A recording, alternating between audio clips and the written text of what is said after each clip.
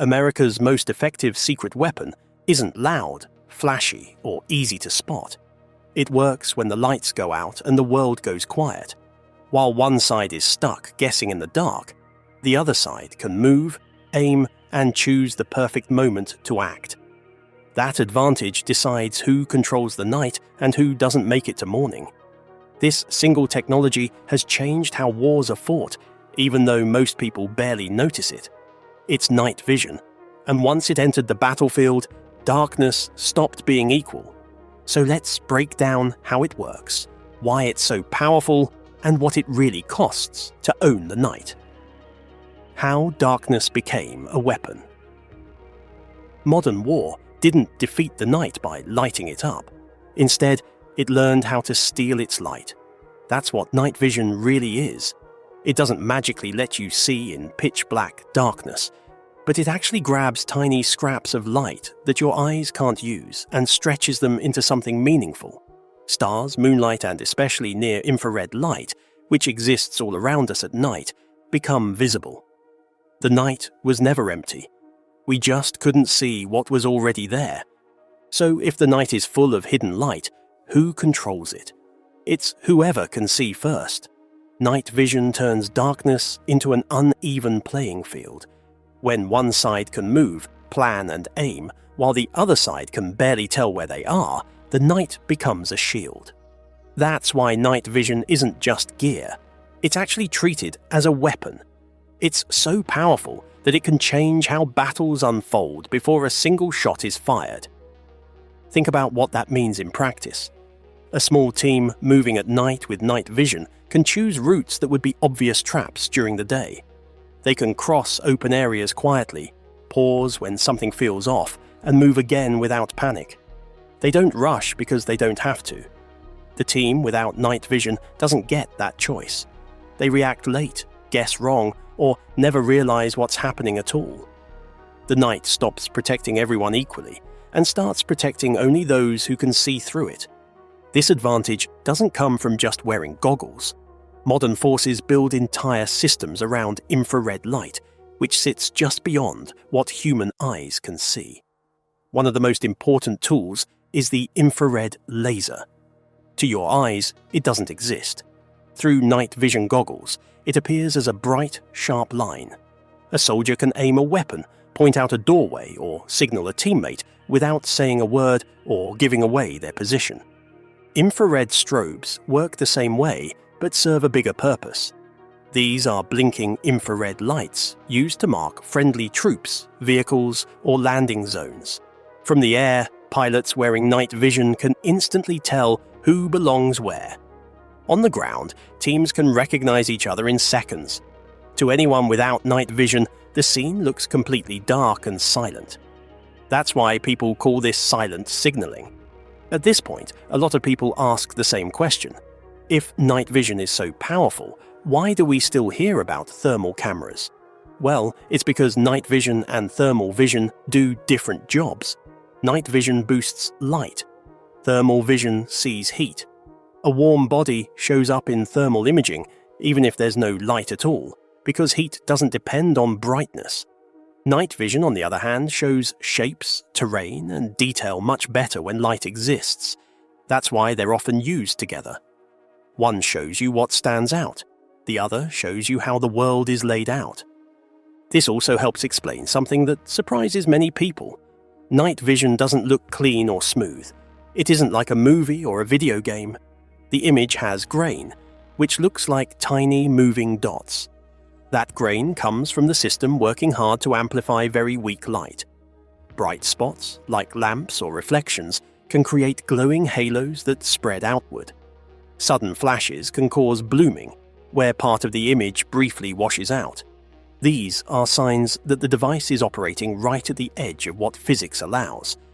So what does someone actually see when they look through night vision goggles? You might be surprised to hear that there's no color, wide views, or perfect clarity. Instead, they see a narrow, green or gray image with limited depth. Distance feels strange. Flat ground can look uneven, and small objects can disappear until you're very close. Essentially, your brain has to work harder to understand what you're seeing. That's why night vision takes training. You don't just put it on and perform perfectly. You have to relearn how to walk, judge distance, and move safely. Once you do, though, the advantage becomes real. So, if night vision has limits, why does it matter so much? That's an easy question to answer, because awareness beats comfort every time. Even with grain and halos, seeing movement before someone else does gives you control over time. You decide when to stop. You decide when to move. You decide when to act. The other side is always catching up, always guessing. This is why night vision acts as a force multiplier. It doesn't make people stronger or faster. It makes small teams feel larger because they can spread out safely.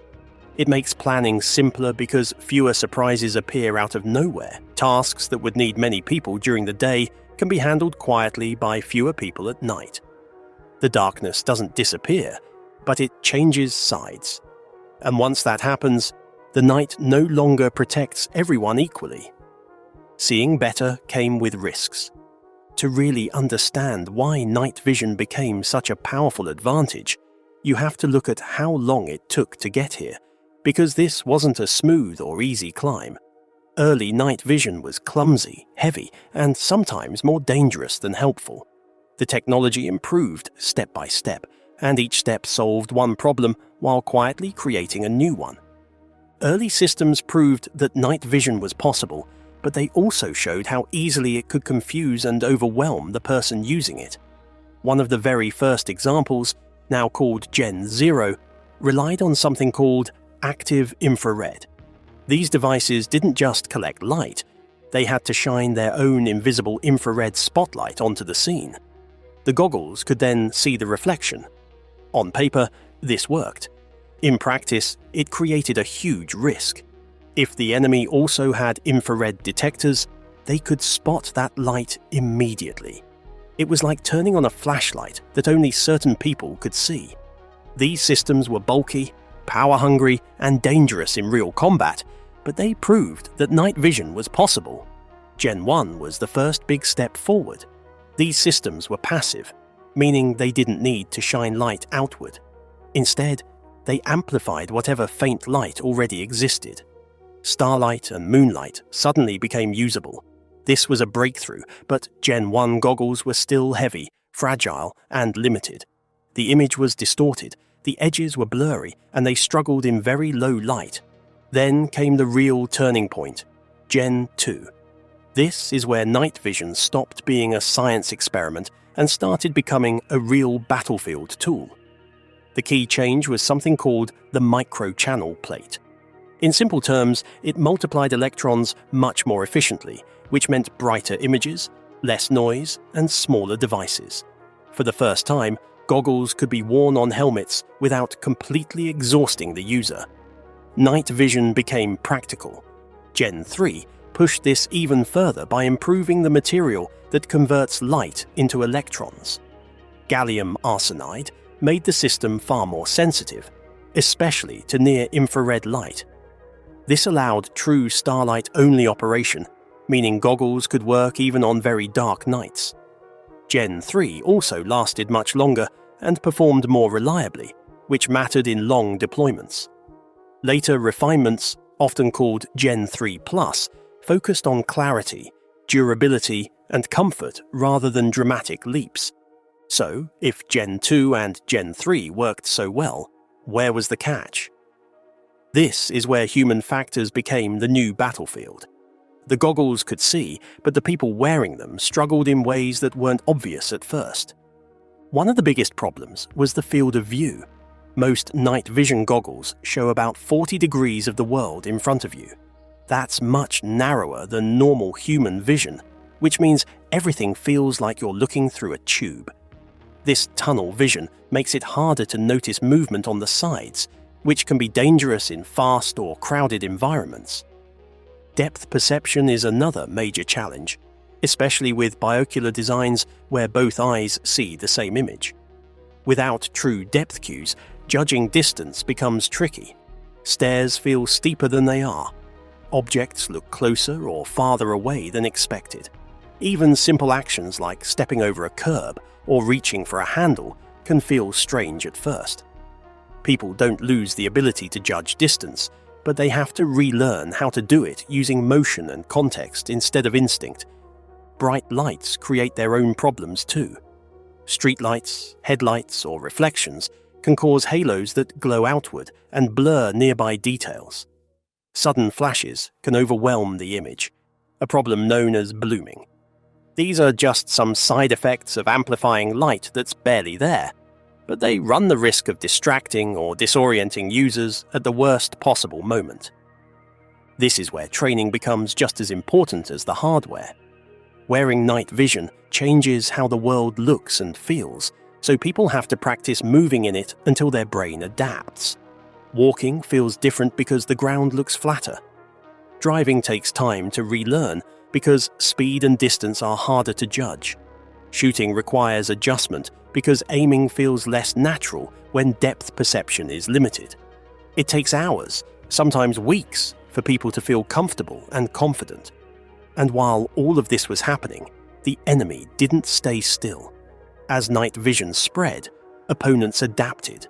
They learned infrared discipline, meaning they reduced heat and light that could give them away. They used shadows, terrain, and clutter to break up their outlines. They learned that night vision struggles in heavy smoke, dust, or rain. Some learned to use artificial lighting to cause glare and confusion. Night vision shifted the balance, but it didn't end the contest. This back and forth is what shaped modern night fighting. The real strength of the United States wasn't just that it had better goggles, but that it learned quickly how to deal with their limits. Pilots adjusted cockpit lighting, soldiers changed movement techniques, and units built tactics that worked with the gear instead of against it. By the time Generation 3+ refinements arrived, the focus had shifted. Scientists knew that it was important to work on improving the technology, like by using better materials and clearer displays. But just as important was the human factor, ensuring that people knew enough to use it in the best possible way. Weight, comfort, fatigue, and training all became part of the conversation. The technology matured, and so did the way it was used. The rise of super night vision. At some point, improving night vision stopped being about squeezing a little more performance out of a single tube and started becoming something much bigger. The big shift today is towards the idea that no single sensor can tell the whole story on its own. So instead of asking night vision to do everything, engineers began combining different ways of seeing into one system. Think about this scenario.